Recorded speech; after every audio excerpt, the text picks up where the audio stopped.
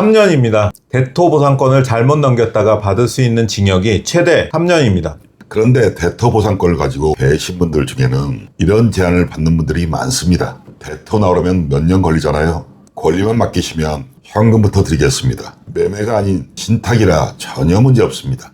당장 대출이자 세금이 급한 분이면 솔깃할 수 있습니다. 그런데 대토보상권을 맡기고 돈부터 받는 계약, 생각보다 위험할 수 있습니다. 계약서 제목이 매매가 아닌 신탁이고 투자이고 담보라 해도 실제로 대토보상권을 업체에 넘긴다면 전매제한 위반이 될 수 있습니다. 그리고 하나 더, 급하다고 개발업체가 대출은 저희가 떠날게요 하면서 담보로 잡아준다는 제안을 받으신 분들이 있죠. 그거 진짜 조심해야 합니다. 파는 것도 아니고 그냥 담보로만 잡는 건데 괜찮지 않을까 싶으시죠? 이것도 똑같이 제재 대상입니다.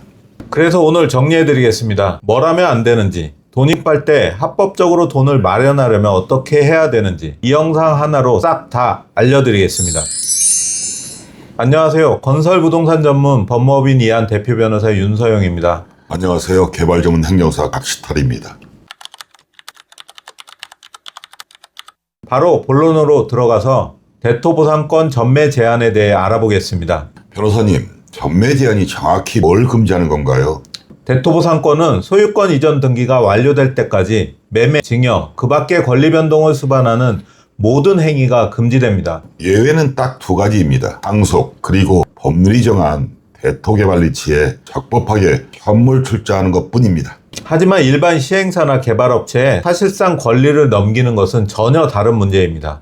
그럼 판 것도 아니고 그냥 담보로만 잡았는데요 하시는 분들은요? 바로 그게 함정이에요. 담보신탁이나 근질권 설정, 이것도 명백히 전매 제한 위반입니다. 제가 상담했던 케이스인데 제3기 신도시 토지주 한 분이 사업자금이 급해서 대토보상권을 담보로 대출받으려고 신탁회사 계약 직전까지 갔었는데요. 다행히 계약 전에 저희 자문을 받으셔서 멈췄지만 그대로 진행했으면 형사처벌이 될 수도 있던 사건이었습니다. 이게 특정 사건만의 얘기가 아닙니다. 실제로 개발업체들이 조직적으로 접근하는 경우도 많잖아요.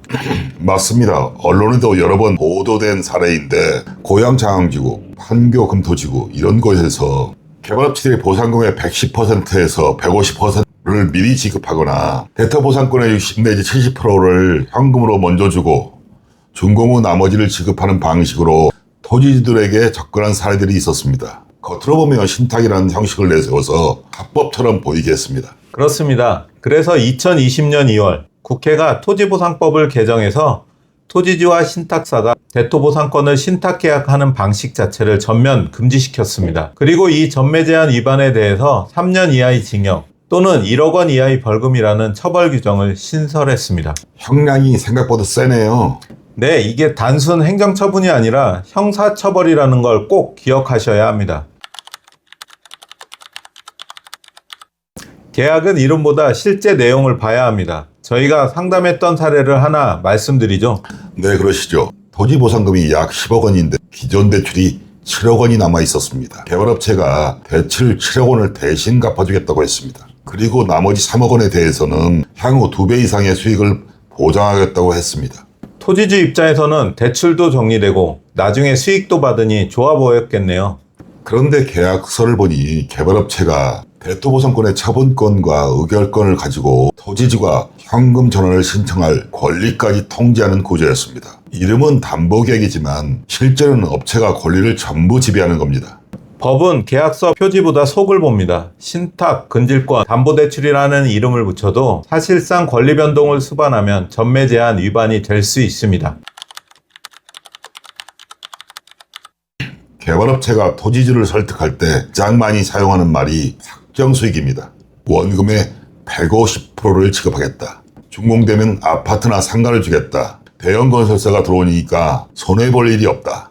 이럴 때 저희가 가장 먼저 확인하는 질문이 있습니다. 누가 그 돈을 지급합니까? 확정 수익을 약속한 회사가 자본금 1억 원밖에 없는데 수십억 원을 지급하겠다고 한다면 계약서에 확정 수익이라는 단어를 100번 써도 소용없습니다. 분양이 잘 돼야 줄 수 있는 돈인데도 확정 수익이라고 광고하는 경우가 있죠.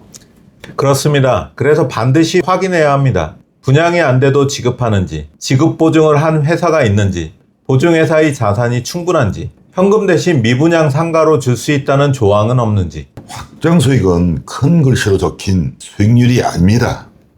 돈을 줄 사람과 지급 재원이 확정돼 있어야 진짜 확정 수익입니다.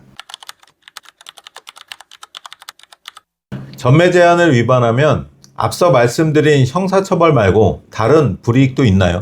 네, 있습니다. 우선적으로 대토보상이 현금 보상으로 강제 전환될 수 있습니다. 둘째, 정상적으로 현금 전환할 때보다 불리한 이자율이 적용될 수 있습니다. 즉, 지급 유예 기간 이자율이 약정 이자율의 절반으로 깎여서 지급됩니다. 셋째, 양도세 감면이나 과세 이연을 받았던 분이라면 그 세액에 가산세까지 붙여서 추징당합니다. 당장 몇억 원 먼저 받으려다가 형사처벌, 이자 손실, 세금 추징, 삼중고에 시달리게 되는 거죠. 그렇다면 대토보상을 신청한 뒤 갑자기 돈이 필요해지신 분은 어떻게 해야 할까요? 자금이 급하더라도 절대 편법을 쓰면 안 됩니다. 대신 합법적인 현금 전환 방법이 따로 있습니다. 계약 체결일로부터 1년이라면 현금 전환 신청이 가능합니다. 그리고 1년이 지나지 않아도 가능한 사유들이 있습니다. 세대원 전원 해외 이주, 2년 이상 해외 체류, 질병 치료 목적 같은 개인적인 불가피한 사유가 있으면 현금 전환을 신청할 수도 있습니다. 이런 정식 절차를 몰라서 편법으로 빠지는 경우가 많습니다. 절차를 알면 안전하게 갈 수 있는데 몰라서 위험한 길로 가는 겁니다. 토지보상 현장에서 더 위험한 경우가 있습니다. 대책위원회 임원이나 같은 마을 사람이 특정 개발업체를 소개하는 경우입니다. 맞습니다. 우리 마을 사람들 다 가입했다. 유명 건설사가 시공한다. LH와 얘기가 끝났다. 이렇게 설명하면 토지주들이 쉽게 믿습니다. 하지만 소개자가 누구인지는 법적 안전장치가 아닙니다. 저희가 확인하는 것은 따로 있습니다. 실제 계약 상대방이 어느 회사인지, 자본금과 개발 실적이 있는지, 확정 수익을 누가 책임지는지, 대토보상권을 누가 통제하는지, 계약을 해지하면 권리를 돌려받을 수 있는지. 설명회에서는 수익만 말하고 손실은 잘 말하지 않습니다. 하지만 사업이 실패면 누가 손해를 부담합니까? 이 질문에 답하지 못하는 업체라면 수익률조차 들을 필요가 없습니다. 이미 선지급이나 대출 제한을 받으셨다면 계약서에서 최소한 다음 4가지를 확인해야 합니다.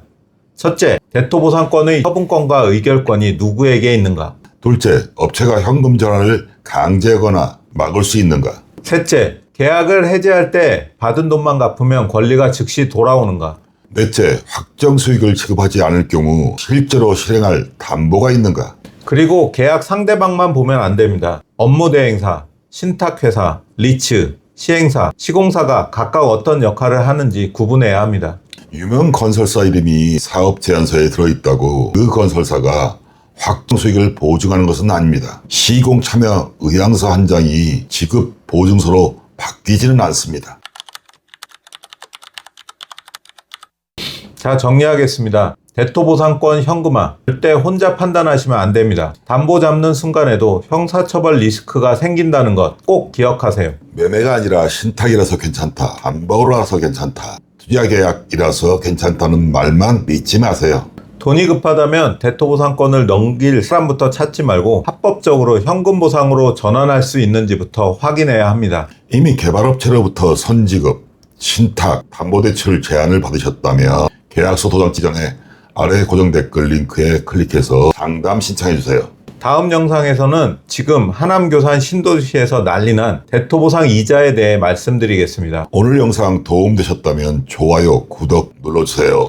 끝까지 시청해주셔서 감사합니다. 감사합니다.